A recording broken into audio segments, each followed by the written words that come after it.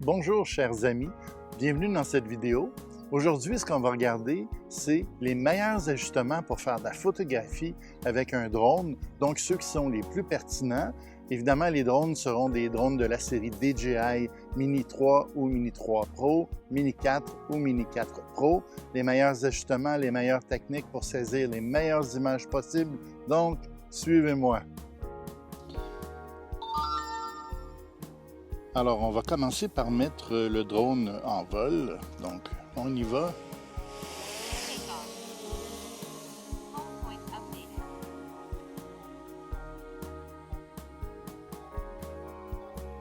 Donc, ce que vous voyez, c'est littéralement mon écran qui s'enregistre. Donc, allons-y tranquillement. On va prendre un petit peu d'altitude. Oui, vous avez remarqué, on est à un endroit où il y a eu une tragédie dernièrement. On est à Saint-Ours. Alors, voici, pour les ajustements. Alors, il y a 3 petits points en haut à droite complètement. Ces 3 petits points-là me permettent de faire les différents ajustements que j'aurai besoin de faire pour aller chercher les meilleures photos possibles. Donc, allons-y. J'appuie sur les 3 petits points. Déjà au départ, en haut complètement, on a le choix de JPEG ou de RAW et naturellement, pour toute personne qui fait de la photographie plus sérieusement, le mode RAW va nous permettre de capturer des images de beaucoup meilleure qualité puisqu'on a beaucoup plus d'informations. On est en position 12 bits versus 8 bits en JPEG. Donc, on est capable de récupérer des détails beaucoup plus facilement et de bien meilleure qualité au niveau des images, naturellement. La deuxième chose, si vous regardez l'écran actuellement, il y a 2 bandes noires sur les 2 côtés. Moi, je préfère toujours photographier au lieu d'utiliser le mode 4 tiers comme actuellement, 4 de large par 3 de haut, c'est ce qu'on a exactement. Ça fait presque une image carrée. Alors moi, je préfère utiliser le mode 16:9. Le 16:9 me donne une image avec un écran complet, ce qui me permet évidemment d'avoir, si je veux découper, recadrer, c'est génial pour ça. Troisième étape, c'est la résolution. Et la résolution, en fait, nous donne la possibilité de photographier soit à 12 millions de pixels, soit à 48 millions de pixels. Alors, je préfère 12. Premièrement, pour le traitement d'image dans l'ordinateur, c'est beaucoup plus convivial, beaucoup moins lourd comme image. Il faut savoir aussi que le 48 millions de pixels, en réalité, c'est du pixel binning. Donc, c'est une multiplication des pixels existantes qui ne donne pas un vrai 48 millions de pixels de natif, donc natif, devrais-je dire. Ça donne plutôt un 12 millions de pixels qu'on a, sur lequel on a réenchéri le nombre de la résolution, en fait, au final. Ensuite, l'anti-flicker, je laisse toujours l'anti-flicker en mode automatique. Là où ça devient intéressant, c'est au niveau juste en dessous, l'histogramme. Alors, l'histogramme, c'est la représentation graphique des photos. Si vous regardez tout de suite à côté de la carte la carte de navigation, il y a une petite case qui est l'histogramme, la représentation graphique. Si je maintiens mon doigt appuyé sur l'histogramme et que je bouge mon doigt en le maintenant appuyé, je peux donc déplacer cette case-là n'importe où pour qu'elle ne soit pas, en fait, dans les jambes pendant que je fais ma photographie. Moi, j'aime bien l'avoir tout à côté de notre carte habituelle. Donc, je la laisse exactement à cet endroit-là. Ensuite, au niveau du menu, je retrouve le peaking. Peaking, en fait, c'est une surbrillance qu'on peut utiliser lorsqu'on fait de la mise au point manuelle. Très utile parce que ça permet à ce moment-là de valider très précisément où va tomber la mise au point en mode manuel. Moi, je le mets toujours au plus fort puisque la plupart du temps, on est en plein jour et ça permet de voir en surbrillance rouge, notamment dans ce cas-ci, si la zone qu'on veut mettre au point est bel et bien au point. Alors, c'est très utile. Overexposure Warning, qui est aussi l'avertissement de surexposition, j'active toujours cette fonction-là. Si on regarde actuellement, ce qu'on voit qui est en zone hachurée, en fait, si vous regardez sur l'église et à droite sur le clocher du presbytère en arrière, on voit que c'est comme hachuré un petit peu, ce qui veut dire que j'ai de la surexposition à cet endroit-là. Si je recule un peu l'exposition, les bandes hachurées vont disparaître. Évidemment, toute l'image s'assombrit.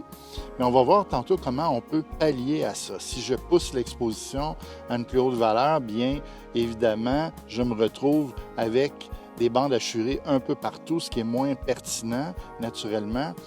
Donc, je garde cet avertissement-là actif puisque ça me permet définitivement de connaître l'endroit où il y a une surexposition, ce qui n'est pas souhaitable en photographie habituellement. Au niveau des guides, des lignes de guide, j'active les 3 et je vous explique pourquoi en faisant une petite démonstration. Donc, j'ai récupéré la règle des tiers. Si vous regardez l'horizon du haut, en fait, la ligne d'horizon tombe en plein sur le tiers. Donc, c'est la règle des tiers qu'on utilise normalement en photographie. Si je bascule la nacelle vers le bas, je sais exactement avec le point central où va se reposer mon drone lorsque je vais le faire atterrir. Pour moi, c'est important parce que ça me donne une meilleure précision au niveau de mon vol et surtout de mon retour lorsque je fais un retour et que j'attrape mon drone à la main quand je fais tout simplement revenir en arrière. Donc, c'est important pour moi d'avoir cette information-là. Ensuite, la balance des blancs. La balance des blancs, en réalité, c'est une discussion qu'on pourrait avoir longtemps. Comme je photographie en RAW, je laisse la balance des blancs en automatique et je gère cet aspect-là dans le logiciel de traitement d'image en RAW, puisque naturellement, en RAW, vous aurez besoin d'un logiciel de traitement. Moi, j'utilise soit Lightroom, soit Photoshop. Donc, je balance manuellement dans Lightroom ma première image et je synchronise les images qui suivent avec la même valeur quand c'est une série d'images dans la même zone de lumière. Donc, pour moi, c'est très pertinent. En dessous, on a le stockage, en fait, qui permet d'enregistrer directement à l'interne 2 gigs. Ça, c'est du côté droit. Et à gauche, on voit que ma carte mémoire, actuellement, est une carte de 128 gigs dans laquelle il reste 118 gigs. Donc, c'est pas trop stressant. Il me reste en masse de place.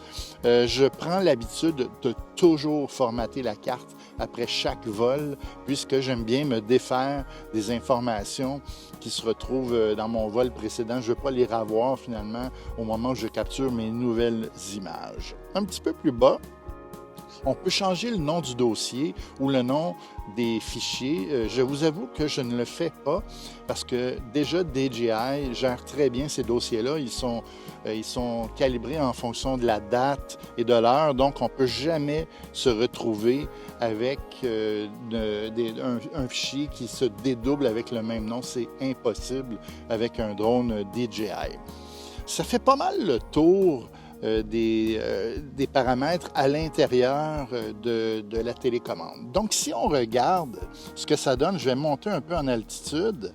En vol, je vais basculer un peu la nacelle vers le bas et ça va nous permettre, premièrement, d'avoir un meilleur point de vue sur qu'est-ce qui se passe. Et ça devient intéressant parce que si j'appuie complètement à droite, juste au-dessus du bouton blanc sur le bouton de l'appareil photo, finalement, je vois juste au-dessus, donc le petit carré blanc, je pèse dessus pour vous montrer où il est. Ça me permet d'accéder à la photographie une à la fois, donc la photographie, ce qu'on appelle simple. Juste en dessous, du côté gauche, il y a AEB pour Auto Exposure Bracketing et c'est ce que j'utilise le plus régulièrement. Permet de faire 3, 5, 7 et même, je vous dirais, j'utilise toujours 5 avec 2 tiers d'écart entre chaque photo, 2 tiers d'écart de valeur lumineuse, ce qui fait qu'à 5 photos, ça permet d'étendre considérablement la plage dynamique. En dessous, nous avons le burst. Le burst, en fait, c'est l'anglais pour rafale. Si on veut faire la rafale parce qu'on a des sujets qui sont en mouvement, donc on a la possibilité de faire des rafales à 3, à 5 ou à 7 images. Donc, vous appuyez une fois, ça prend 3, 5 ou 7 images de façon très, très raccourcie, très près, très rapide, un peu comme un appareil photo normal le ferait.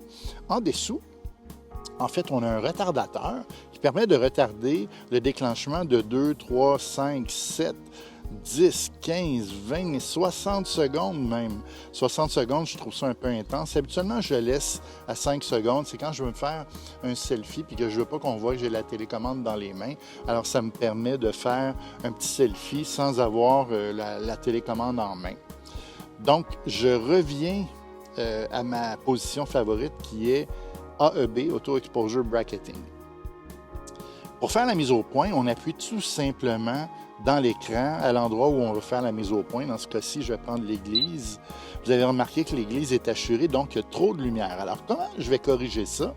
Je peux le faire de deux façons. Je peux maintenir enfoncé mon doigt sur l'église et on voit que ça fait Exposure Lock. Et juste à côté, à droite, il y a un petit soleil que je peux manipuler vers le haut ou vers le bas. Évidemment, vers le bas, ça va assombrir mon image. Vers le haut, ça va éclaircir l'image, mais donner aussi plus de surexposition. Alors, on trouve l'exposition qui nous convient le mieux et on prend ensuite les clichés. On peut utiliser le bouton déclencheur ou encore la pastille blanche qui est complètement du côté droit. Donc, j'ai pris 5 photos. J'ai fait un bracketing de 5 photos. Mes ajustements comme tels, voici comment je les manipule. En bas, complètement à droite, il y a la mention Pro. Si j'appuie sur ce bouton-là, je vais revenir à notre mode automatique. Le mode automatique, en fait, c'est un mode qui fait en sorte que je n'ai pas à me préoccuper de la lumière, c'est l'appareil qui va gérer. Mais comme vous voyez, évidemment, le problème qu'on a, c'est qu'on se retrouve avec de la surexposition involontaire. On ne contrôle pas l'exposition. Heureusement, il y a une possibilité de le faire. Juste à côté du mot « Auto », il y a EV 0.0 actuellement. Si j'appuie dessus, ça me donne la possibilité donc de corriger l'exposition. Je peux le faire en manipulant de gauche à droite dans le touchscreen l'écran. Je pourrais aussi le faire en appuyant sur la zone de mise au point, en maintenant la zone de mise au point.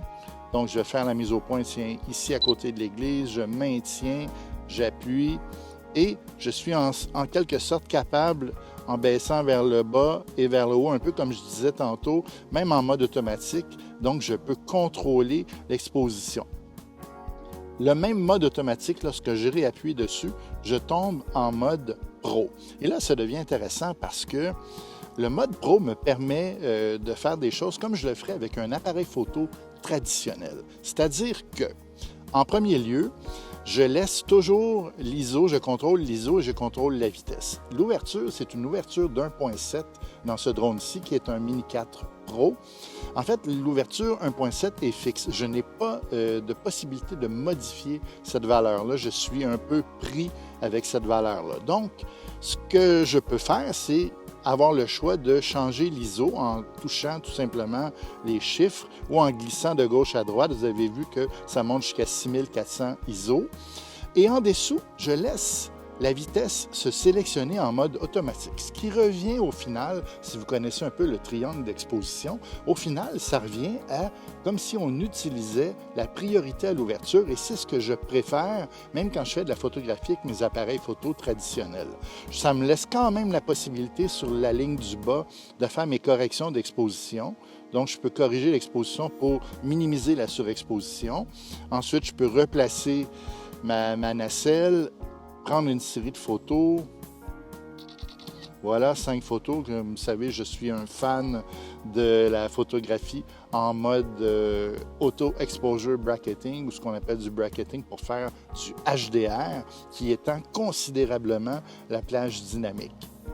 Dernier petit détail, si vous appuyez juste à côté des chiffres, donc 1/2 millième de seconde, ISO 100, juste à côté, un peu plus vers le centre, en bas, si j'appuie une fois, j'ai en fait le setup complet. C'est un raccourci du setup que j'ai dans mon menu qu'on regardait tantôt. Donc, à ce moment-là, je pourrais rapidement changer de RAW à JPEG si je le voulais. Je pourrais revenir en mode 4/3 si c'était mon intérêt ou remettre ça en mode 16:9. Je pourrais choisir à partir d'ici le mode 48 millions de pixels plutôt que 12 millions de pixels, tout simplement en appuyant sur la valeur en question. Et je pourrais aussi changer à quel endroit je veux envoyer mon stockage pour mes images, soit à l'interne ou encore directement sur la carte mémoire, ce que je préfère évidemment. Tout en haut, on a la balance des blancs. La balance des blancs est calculée automatiquement par le drone selon la luminosité qu'elle voit et les couleurs qu'elle voit. Ça échoue très peu, j'avoue. Alors, je laisse, comme je vous disais, je laisse le drone gérer cet aspect-là et de mon côté, éventuellement, je vais dans Lightroom faire l'ajustement final. Donc, pour sortir de là, on appuie n'importe où dans l'écran. Ce que je vais vous montrer, c'est comment on est capable de faire différentes images panoramiques. Donc, si je réappuie sur le bouton AEB, du côté droit, complètement, j'ai photo, ensuite vidéo, ensuite master shot, quick shot, hyperlapse, tout ça, c'est des modes vidéo. Et en bas, complètement, il y a panneau pour panoramique. Alors là, ça devient intéressant parce que le mode panoramique me permet de faire des panoramiques sans que j'aille moi-même à manipuler le drone et c'est pas mal cool. Je vais vous montrer un peu comment ça fonctionne tout ça. J'avance un peu le drone. Je vais appuyer sur grand angulaire ou wide angle, qui est la troisième section. Je fais ma mise au point en plein centre. Je fais start, qui est du côté droit complètement. Et là, c'est pas moi qui fait les ajustements, c'est vraiment le drone qui bouge tout seul et fait ses propres ajustements. Il va me suggérer un assemblage par lui-même. C'est lui qui va le faire tout seul. Je n'aurai pas besoin de le faire. Ce qui est génial, c'est qu'il va aussi me laisser la possibilité de le faire image par image dans Lightroom au Photoshop en prenant mes images individuelles en RAW. Donc ça, c'est pas mal intéressant. Donc, je vais terminer en ramenant ça en mode photo normal. Donc, je retourne au 16:9. Je vais basculer la nacelle complètement à 90 degrés pour voir où je suis. Je suis au-dessus d'un édifice, donc je vais reculer le drone et c'est là que ça devient intéressant, le centre de l'image, parce que ça me permet de savoir exactement où se trouve mon drone. Donc, je fais descendre le drone et il va descendre exactement, je sais exactement où il va se trouver au moment de la descente. Donc, le drone arrive tout près du sol. On est maintenant à une dizaine de mètres. Je vais l'arrêter à 9 mètres et ça complète la vidéo pour le moment, donc au niveau des ajustements pour faire les meilleures photos de drone avec votre drone Mini 3 ou Mini 4 Pro.